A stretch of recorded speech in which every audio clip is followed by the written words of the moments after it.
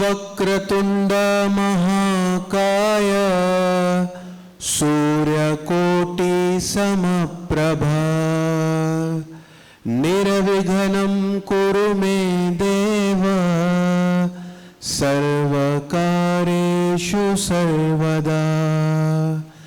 गुरुर्ब्रह्मा गुरुर्विष्णु गुरुर्देवो महेश्वरा गुरुर्साक्षात् परं ब्रह्म तस्मै श्री गुरुवे नमः।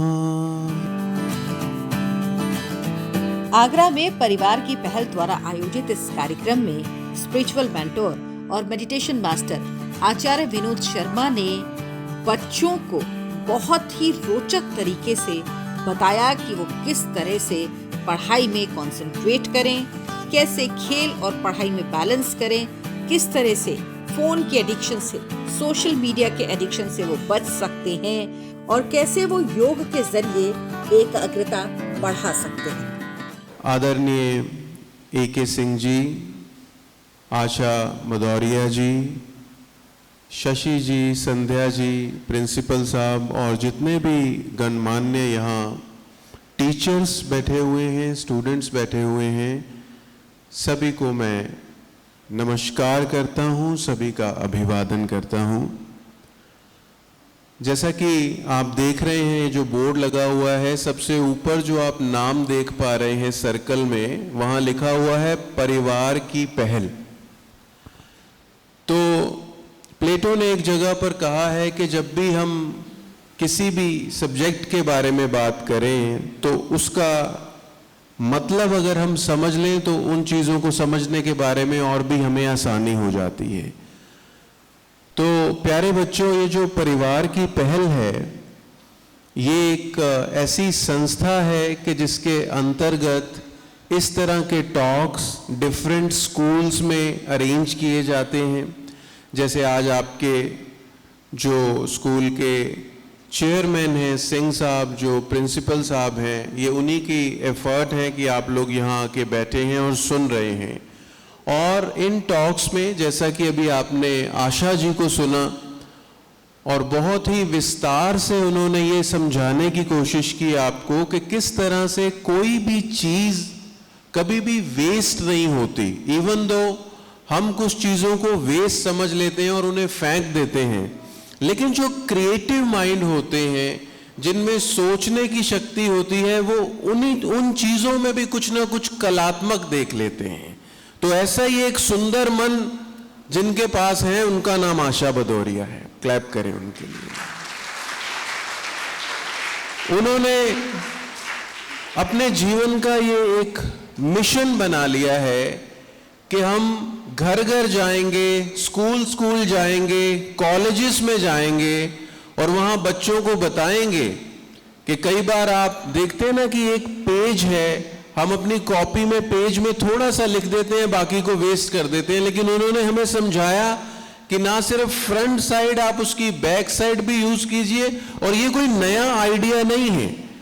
जिन लोगों ने थोड़ा सा पुराने अच्छे लोगों को पढ़ा है, उनकी बुक्स पढ़ी हैं, उनको जानने समझने की कोशिश की है, तो उनमें ये गुण रहा है। जैसे महात्मा गांधी, वो कभी भी अपनी कॉपी के किसी पेज का छोटा सा हिस्सा भी खाली नहीं रहने देते थे, उसको भी यूज करते थे, ये सोचकर कि अगर मैं बहुत ज्यादा पेजेस को वेस्ट करूंगा तो उतने ही ज्यादा पेड़ काटने पड़ेंगे। जितने ज्यादा पेड़ कटेंगे उतनी ज्यादा ग्लोबल वार्मिंग बढ़ेगी, और जितना ये टेम्परेचर अर्थ का बढ़ेगा उतना ही अर्थ पे जिंदगी का खतरा बढ़ता चला जाएगा। तो ये सारी चीजें बच्चों एक दूसरे से जुड़ी हुई हैं। ये जो चीजों को रीयूज करना या चीजों को वेस्ट होने से बचा करके उनके अंदर से ही कुछ कलात्मक ढूंढ लेना, इस कला का जो मूल है वो ग्लोबल वार्मिंग तक जाता है अगर हम ध्यान से देखें तो परिवार की पहल बेसिकली इसमें दो तरह से हम लोग काम कर रहे हैं। एक तो आपको अवेयर करना कि किस तरह से चीज़ों को किफ़ायती बना के रखा जाए, उनका ज़्यादा इस्तेमाल किया जाए, उनको रिसाइकिल किया जाए और बार बार यूज़ किया जाए।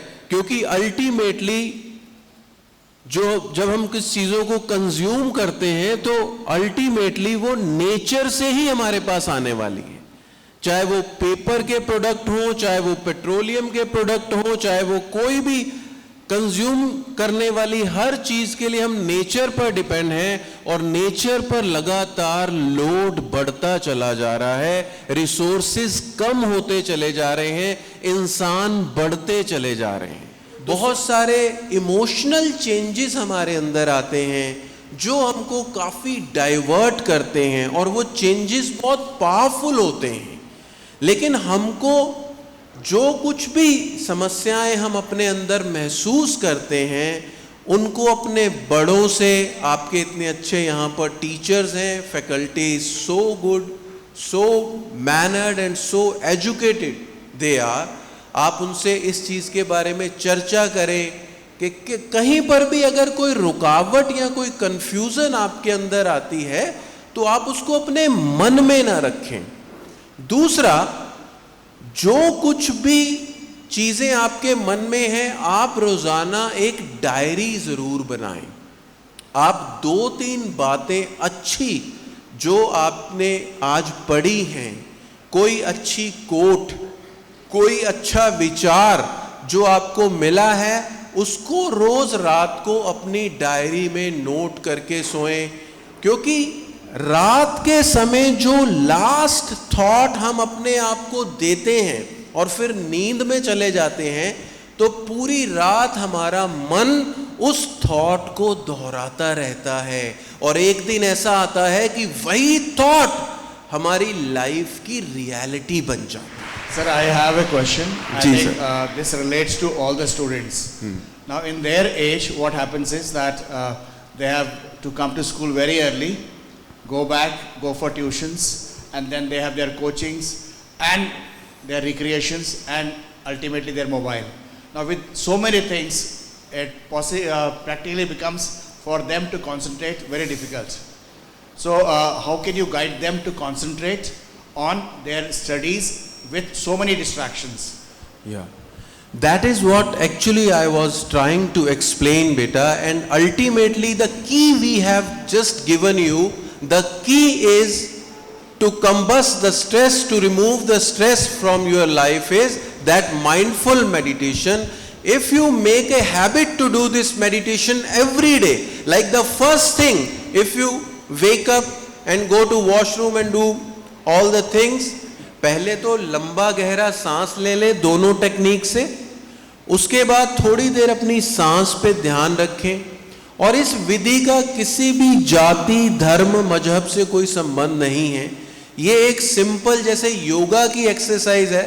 सो it is like we can call it kriya yoga और प्राणायाम योगा, जिसे कोई भी कर सकता है। तो इसको आप जब करेंगे 5 मिनट के लिए सुबह उठ के, फिर आप पढ़ने पे बैठेंगे तो आप फर्क महसूस करेंगे। धीरे धीरे आंखें अपनी खोल लीजिए। So how are you feeling now? Fine? Okay, nice, very good. तो बेटा जब भी कभी आप अब फ्रॉम टुडे ऑनवर्ड्स जब भी कभी आप ऐसा महसूस करें कि आप बहुत डिप्रेस्ड फील कर रहे हैं, आपका पढ़ाई में मन नहीं लग रहा है,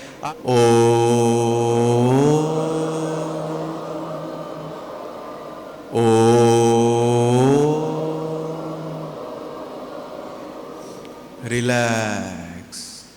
अब ये जो प्राइमोर्डियल वाइब्रेशन है, ओम नाम से जिसको कहते हैं, इसको अपने अंदर ही सुनने की कोशिश करें। One interesting thing is that बेटा, that your breath is always in the present. आपकी सांस हमेशा प्रेजेंट मोमेंट में चल रही है। आपका मन आगे या पीछे डोल रहा है। तो मन को फोकस करने के लिए, माइंडफुल करने के लिए, अगर आप अपनी अटेंशन को अपनी ब्रेथ पे फोकस करते हो तो ये थोड़ी देर के लिए पीसफुल हो जाता है। फिर से ध्यान, आंखें बंद रखें बेटा, और ध्यान अपनी सांस पर जोड़ें कि सांस अंदर जा रही है, सांस बाहर आ रही है। और क्योंकि आपने अभी डीप ब्रीदिंग की एक्सरसाइज भी की थी तो आपकी सांस काफी सेटल हो गई है।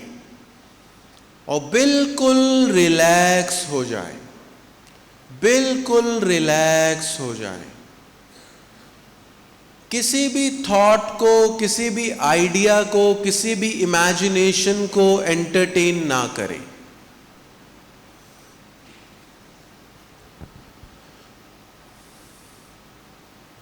अब एक बार जो प्राइमोर्डियल वाइब्रेशन पूरे यूनिवर्स में गूंज रहा है उसका हम उच्चारण करते हैं। पहले मुझे सुन लीजिएगा, फिर मेरे पीछे आपको उसी पिच में दोहराना है। भरते हुए लेके जाएं, सांस भरें, सांस छोड़ें, सांस भरें, सांस छोड़ें, सांस भरें, सांस छोड़ें।